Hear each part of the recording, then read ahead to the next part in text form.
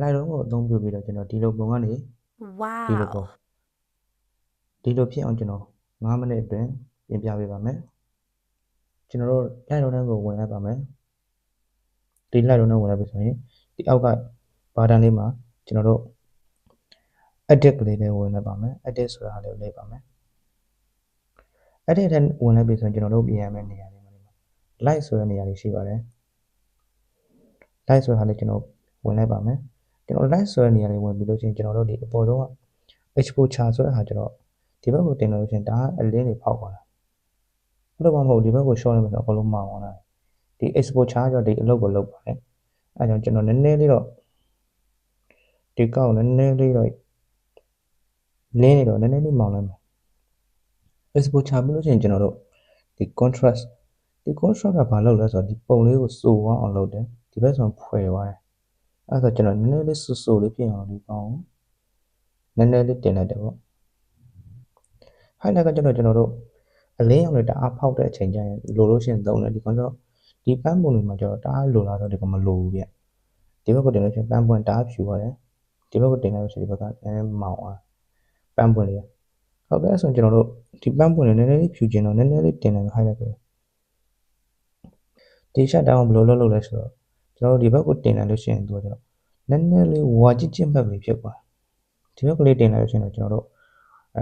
ကြည့်လို့ကောင်းတဲ့ကာလာလေးဖြစ်သွားဒီကောင်ကျတော့ဒီကောင်လေးကျတော့တအားကြီးဆော့လို့မကောင်းဘူး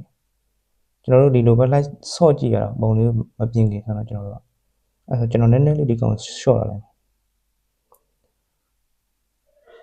ဒီ watch ကကျတော့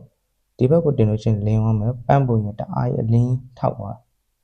အဲ့ဒီဘက်ကို short တအားကြီး short လိုက်လို့ချင်းပန်းပုံရကြည့်မကောင်းတော့ဖြစ်အဲ့တအားကြီးမ short တော့ကျွန်တော်နည်းနည်းတော့ short ဒီ black ကကျတော့ဘယ်လိုလုပ်လို့လဲဆိုတော့ကျွန်တော်တို့ဒီဘက်ကိုတင်ကြည့်လိုက်မယ်ဒီလောက်ဆိုဒီကောင်ကတအားဝါသွားတယ်ဒီဘက်ကလေးတင်ကြည့်လိုက်ပါဒါမျိုးဆိုကြည့်လို့ကောင်းပါတယ်ဒီလောက်မှဆိုပန်းပုံတွေကနည်းနည်းကြည့်လို့ကောင်းတယ်ဒီဘက်ကအပိုင်းပြီးသွားရင်ကျွန်တော်တို့ light ထဲကအကုန်လုံးဒီအပိုင်းလေးပြီးသွားပြီဆိုရင်ကျွန်တော်ပထမထဲဝင်မယ်ဆို color ထဲကိုသွားမယ် color ထဲမှာလည်းကျွန်တော်တို့ဒီမှာဒီအပေါ်ဆုံးကဟာလေးကိုလုံးမယ်ဆိုရင်တော့သူကဒီဘက်ကိုတင်လို့ရှိရင်အဝါဘက်ကိုသွားဒီဘက်ကိုသွားလို့ရှိရင်အပြာဘက်ကိုသွားကျွန်တော်အဝါဘက်ဒီတားမိတယ်အဲ့ဆိုအပြာဘက်ကလေးနည်းနည်းလေးရှော့ခုနှစ်လောက်ဒီဟာလေးကိုကျွန်တော်ဒီဒုတိယဟာလေးကိုကျွန်တော်အစိမ့်ဘက်ကိုသွားခြင်းလဲဆိုနည်းနည်းလေးဒီကောင်တော့လိုတဲ့လောက်ကို short လိုက် white balance ကျတော့ကျွန်တော်တို့ကဒီဘက်ကိုသွားလို့ရှိရင်အစိမ့်ဒီဘက်ကိုသွားလို့ရှိရင်ဒါဆိုရင် color မဲ့တယ်လို့ဖြစ်သွားတာပေါ့ဒီအဲ့ဒါကျွန်တော်ဒီဘက်ကအစိမ့်ဘက်ကလေးနည်းနည်းလေးသွားခြင်းတော့အစိမ့်ဘက်ကိုတင်လာလိုက်တယ် saturation ကျတော့ဒီဘက်ကိုသွားလို့ရှိရင်ဒါဆက်ရောက်မယ်ဒီဘက်ကိုသွားလို့ရှိရင်ကျူမဲ color ဖြစ်သွားတော့အဲ့ဆိုကျွန်တော်ဒီဘက်ကိုနည်းနည်းလေးတင်လိုက်မယ်ဟုတ်ပြီဒီ color ထဲမှာကျွန်တော်တို့ပြင်မှုကဒီမှာမပြီးသေးဘူးဗျအဲ့ပြင်ကျွန်တော်တို့ဒီမှာ color mix ကိုသွားလိုက်မယ် color mix ထဲမှာတက်ပြန်ပြင်မယ်အဲ့ဒါဆိုတော့ကျွန်တော်ဒီမှာ color mix ထဲမှာကျွန်တော်ဒီ over ရောင်လေးကိုလည်းနည်းဆော့ကြည့်လိုက်ဒီဘက်ဆိုနည်းနည်းလေးစိမ့်တဲ့ဘက်ကိုပါသွားတယ်ဒီဘက်ဆိုတော်တော်စိမ့်သွားအဲ့လောက်ကြီးမလို့ဘူးဗျာ saturation နဲ့တအားမဆော့တာကောင်းတယ်ဗျာဒီမှာကျွန်တော် saturation နဲ့ကျွန်တော်အဲ့လောက်ကြီးဆော့လို့မကောင်း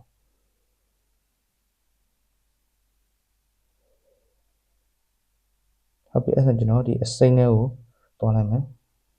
အစိမ့်ထဲမှာဒီကျွန်တော်ဒီဘက်ကိုတင်အရင်စိမ့်ပါမယ်ဒီဘက်ကိုတင်အရင်ဝါအောင်မယ်ကျွန်တော်အစိမ့်အောင်လို့ကျွန်တော်ဒီဘက်ကလေးကိုတင်လိုက်ဒီဘက်ကလေးကိုနည်းနည်းဒီလောက်တင်လိုက်saturation ကိုနည်းနည်းလေးဆော့ကြည့်လိုက်ဒီဘက်ကလေးကိုကျွန်တော်နည်းနည်းယူလိုက်မယ်အဲ့ပြီးလို့ရှိရင်အနောက်ကအစိမ့်ရောင်ရတအားကြီးထွက်နေတော့အပြင်ကပန်းရောင်တအားမထဟုတ်တယ်အဖြူမထွက်နေဖြစ်နေတဲ့အတွက်ကျွန်တော်ဒီအောက်ဆုံးဟာလေးနည်းနည်းလေးအစိမ့်ရောင်လေးနည်းနည်းလေးမိတ်လိုက်ပါဗျာဒီဘက်ကိုတင်လို့ရှိရင်အစိမ့်ရောင်လေးတောက်အဲ့ဆိုကြည့်လို့မကောင်းဆိုတော့ဒီဘက်ကိုနည်းနည်းလေးမိတ်လိုက်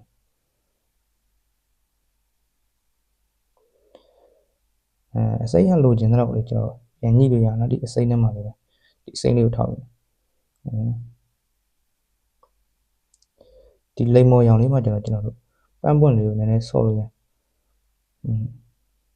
ပန်းပွင့်နောက်ဒီမှာဒီ color လေးပြောင်းသွားပြတယ် ဒီဟာလေးဆွန့်ဟောအနောက်ကလင်းနေမောင်း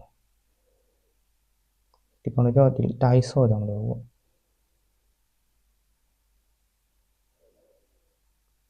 ဒီလောက်ဆိုကျွန်တော်တို့တဘာဝဆန်မှာဒီလောက်ဆိုတော်တော်ကြည့်လို့ကောင်းပါဘယ်လိုပုံးနေဖြစ်ခဲ့လဲဆိုတော့ဒီလိုပုံးနေဒီလိုပုံပြောင်းသွားဒါဆိုလူတွေစိတ်ဝင်စားဖြစ်သွားဟုတ်တယ်နော်